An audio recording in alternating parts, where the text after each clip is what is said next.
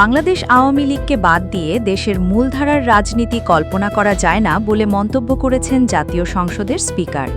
তিনি উল্লেখ করেছেন, আওয়ামী লীগ একটি ঐতিহ্যবাহী এবং মুক্তিযোদ্ধার দল, ফলে এই দলকে রাজনৈতিক প্রক্রিয়ার বাইরে রাখার কোনো সুযোগ নেই।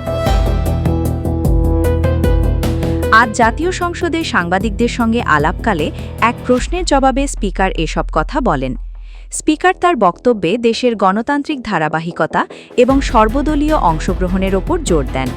তিনি বলেন, আওয়ামী লীগ দেশের স্বাধীনতা সংগ্রাম ও মহান মুক্তিযুদ্ধে নেতৃত্বদানকারী দল। এই ঐতিহাসিক সত্যকে অস্বীকার করার উপায় নেই। একটি গণতান্ত্রিক রাষ্ট্রে যে কোনো নিবন্ধিত রাজনৈতিক দলের রাজনীতি করার সাংবিধানিক অধিকার রয়েছে। আওয়ামী লীগ এদেশের ইতিহাসের সাথে জড়িয়ে আছে। এটি একটি মুক্তিযোদ্ধার দল। দেশের বৃহত্তর স্বার্থে এবং গণতান্ত্রিক প্রক্রিয়াকে সচল রাখতে আওয়ামী লীগকে রাজনীতির বাইরে রাখা যাবে না।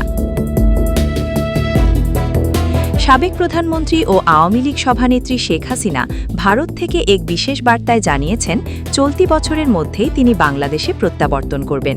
একই সঙ্গে তিনি হুঁশিয়ারি দিয়ে বলেছেন, আইনি জটিলতা, মামলা কিংবা ফাঁসির ভয় দেখিয়ে তাকে বা তার দলকে রাজনৈতিক মাঠ থেকে দূরে সরিয়ে রাখা যাবে না। সম্প্রতি জাতীয় সংসদের স্পিকারের বরাতে আওয়ামী লীগের রাজনীতি নিয়ে সামাজিক যোগাযোগ মাধ্যমে একটি খবর ছড়িয়ে পড়ে, যা সম্পূর্ণ গুজব ও ভিত্তিহীন বলে প্রমাণিত হয়েছে। দলীয় নির্ভরযোগ্য সূত্র এবং বিশ্বস্ত মাধ্যমে পাঠানো এই বার্তায় শেখ হাসিনা দেশের বর্তমান পরিস্থিতি এবং তার ভবিষ্যৎ পরিকল্পনা নিয়ে কথা বলেন। তার বার্তার মূল অংশগুলো নিচে তুলে ধরা হলো। স্বদেশে প্রত্যাবর্তন। শেখ হাসিনা স্পষ্ট করে জানিয়েছেন, পরিস্থিতি যাই হোক না কেন তিনি চলতি বছরের মধ্যেই স্বদেশে ফিরে আসবেন এবং নেতাকর্মীদের পাশে দাঁড়াবেন। ভীতিহীন রাজনীতি। তার বিরুদ্ধে হওয়া বিভিন্ন মামলা ও আইনি পদক্ষেপ প্রসঙ্গে তিনি বলেন, মামলা, সাজা বা ফাঁসির ভয় দেখিয়ে আমাকে দমিয়ে রাখা যাবে না। জনগণের অধিকার আদায়ের লড়াইয়ে আমি পিছপা হব না। ঐতিহাসিক ভিত্তি। তিনি স্মরণ করিয়ে দেন যে আওয়ামী লীগ একটি দীর্ঘ সংগ্রামী ইতিহাস এবং মহান মুক্তিযুদ্ধে নেতৃত্বদানকারী দল।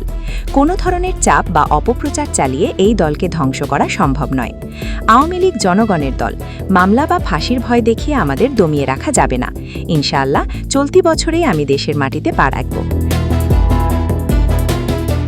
আওয়ামী লীগের দায়িত্বশীল নেতারা জানিয়েছেন, স্পিকারের নামে যে খবরটি ছড়ানো হয়েছিল তা ছিল সম্পূর্ণ বিভ্রান্তিকর এবং রাজনৈতিক উদ্দেশ্য প্রণোদিত। দলটির পক্ষ থেকে নেতাকর্মী ও সাধারণ মানুষকে এই ধরনের গুজবে কান না দেওয়ার অনুরোধ জানানো হয়েছে।